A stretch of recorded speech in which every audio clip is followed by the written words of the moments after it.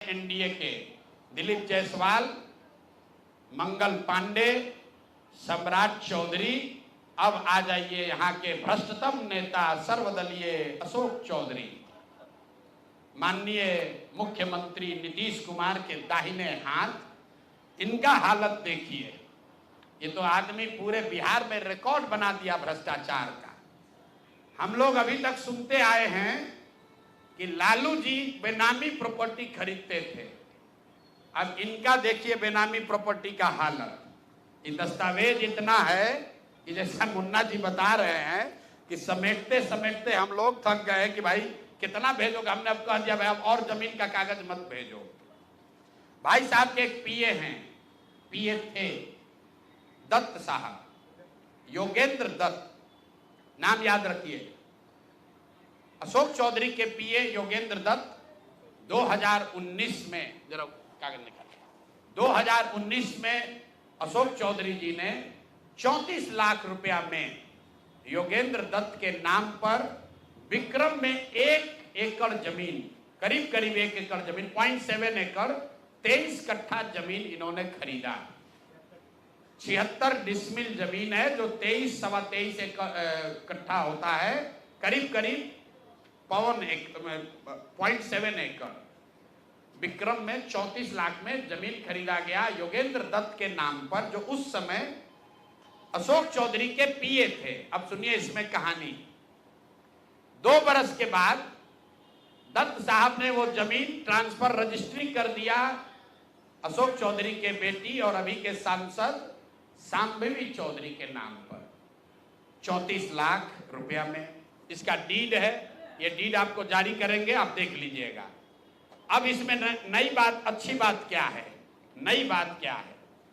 34 लाख रुपया में जो दत्त साहब ने जमीन खरीदी थी और यहां रजिस्ट्रार ऑफिस में लिखा गया 34 लाख रुपए में दत्त बेच रहे हैं जमीन शांभवी चौधरी को, और एक दत्त साहब को पैसा कितना गया बैंक से? 10 लाख रुपया। वो बैंक का अकाउंट डिटेल है, जरा दीजिए, तारीख आपको बता देते हैं कि 2 साल के बाद जो जमीन अशोक चौधरी ने अपने पीए के नाम पर खरीदी थी, वही जमीन वापस 2 बरस के बाद अपने बेटी के नाम पर लिखवा लिया, और 34 लाख के रुपए के जमीन के एवज में अशोक चौधरी ने दत्त साहब को 10 लाख रुपया बैंक से भेजा।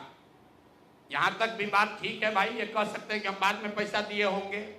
इसी बीच इनकी बेटी चुनाव लड़ने चली गई, तो इनकम टैक्स ने इनको नोटिस किया कि भाई आपकी जो प्रॉपर्टी है वो 34 लाख की है और बैंक में आप सिर्फ 10 लाख रुपया दिखा रहे हैं, बाकी का पैसा कहां है?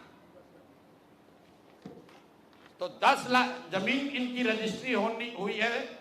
उसके एक दिन बाद, तारीख नोट कर लीजिए, 20 फरवरी 2021 को 10 लाख रुपया इन्होंने अपने पीए के अकाउंट में डाला है। अकाउंट यहां पर डिटेल आपको दे देंगे, और 34 लाख रुपए का जमीन वापस इनसे ले लिया। जब इनकम टैक्स ने नोटिस रेज किया कि जमीन है 34 लाख का और अकाउंट में सिर्फ 10 लाख रुपया ही दिख रहा है, तो 4 बरस के बाद 27 अप्रैल 2025 को जमीन लिखवाया है 2021 में। इनका क्रेडिबिलिटी देखिए। जमीन रजिस्ट्रार ने लिख दिया, आप हम जाते हैं उसको खड़ा करके पूछता है भैया कहाँ है रुपया, कहाँ दिए? ये 19 में इन्होंने बेनामी जमीन खरीदी पीए के नाम पर, 21 में उस जमीन को वापस अपने बेटी के नाम पर लिखवाया। 10 लाख रुपया का ट्रांजैक्शन हुआ। जब इनकम टैक्स ने नोटिस रेज किया तो भाई साहब ने जान बचाने के लिए 27 अप्रैल 2025 को, मतलब बेटी के एमपी बनने के बाद 25 लाख रुपया दत्त को, मिस्टर दत्त को फिर इन्होंने बैंक से ट्रांसफर किया। तो मैं आपके जरिए अशोक चौधरी जी, जो अपने आप को महादेव का भक्त बताते हैं, हमको तो लक्ष्मी के ही भक्त ज्यादा दिखते हैं, महादेव के भक्त नहीं हैं, ये लक्ष्मी के भक्त हैं। अगर आपने 34 लाख रुपए की जमीन अपने पीए से अपने बेटी के नाम पर खरीदी तो उसका भुगतान क्यों नहीं किया? 10 लाख ही क्यों भुगतान किया? और अगर आप कहते हैं कि 10 लाख ही भुगतान तय हुआ था, तो फिर बाद में 25 लाख रुपया 3 बरस के बाद इनकम टैक्स के नोटिस आने के बाद क्यों किया? अब आपको हम एक छोटा सा केस बता रहे हैं, इसका वैल्यू 34 लाख है, लेकिन आपको ये इसलिए बता रहे हैं कि इनका मोडस ऑपरेंडी क्या है, क्योंकि उसके बाद अब जो आपको बताएंगे, ये भाई साहब पिछले 2 बरस में 200 करोड़ रुपया से ज्यादा का संपत्ति, 200 करोड़ रुपए से ज्यादा का संपत्ति अपने पत्नी, अपने बेटी, अपने समधन, उनसे जुड़ा हुआ एक ट्रस्ट, मानव वैभव विकास ट्रस्ट, इसके माध्यम से इन्होंने जमीन खरीदी है करीब 200 करोड़ रुपए का। और सारा डीड एक एक जिस दिन का ट्रांजैक्शन है वो सारा डीड आपको यहां पर, आप चाहे तो उसका फोटोकॉपी ले सकते हैं। मैं एक बात क्लियर कर लूं, यहां जो मानव वैभव विकास ट्रस्ट है, हमारे पास उसके खिलाफ सबूत नहीं है। हम ये बता रहे हैं कि जब इनकी बेटी का एंगेजमेंट हुआ है, उसके बाद से अचानक से मानव विकास वैभव ट्रस्ट जो है, जो कुणाल साहब के परिवार से जुड़ा हुआ ट्रस्ट है, और उसमें यहाँ के बड़े कुछ पदाधिकारी भी हैं, जियालाल आर्य बहुत ईमानदार व्यक्ति हैं, वो भी ट्रस्टी हैं।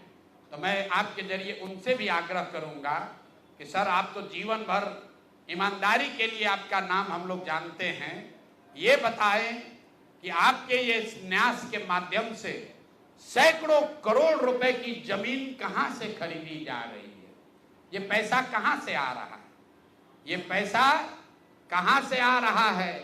क्योंकि इस ट्रस्ट के ट्रस्टी जो कुणाल साहब की पत्नी हैं, उनके बेटे हैं, इनमें और अशोक चौधरी के पत्नी के बीच में डेली का बैंकिंग ट्रांजैक्शन का रिकॉर्ड हम लोग के पास है। तो मैं अभी सिर्फ इतना ही आपको बता रहा हूं कि पिछले 2 वर्षों में जब अशोक चौधरी की बेटी की सगाई हो गई, तो सगाई से शादी के बीच में 38 करोड़ रुपए की जमीन पटना में खरीदी गई है। टोटल 38 करोड़ 44 लाख 40 हजार इतने रुपए का तो चेक से पेमेंट हुआ है। चेक से पेमेंट हुआ है 38 करोड़ 44 लाख 40 हजार। 12/5/2022 को पहली जमीन ली गई 23 करोड़ 40 लाख 30 हजार में। 12/5/2022 को एक दूसरी जमीन ली गई जिसकी कीमत है 8 करोड़ 89 लाख 70 हजार। 8 दिन के बाद 20 मई 2022 को फिर एक तीसरी जमीन ली गई जिसका वैल्यू है 3 करोड़ 44 लाख 41 हजार। फिर 2 महीने के बाद 14 अप्रैल 2022 को जमीन खरीदी गई 7 करोड़ 20 लाख का। फिर 4 दिन के बाद 18 जुलाई 2022 को जमीन खरीदा गया 15 करोड़ 50 लाख का। और ये सारी जमीन इंगेजमेंट और शादी के बीच के डेट है, उतना ही आपको बता रहे हैं। और ये सारी जमीन का मालिकाना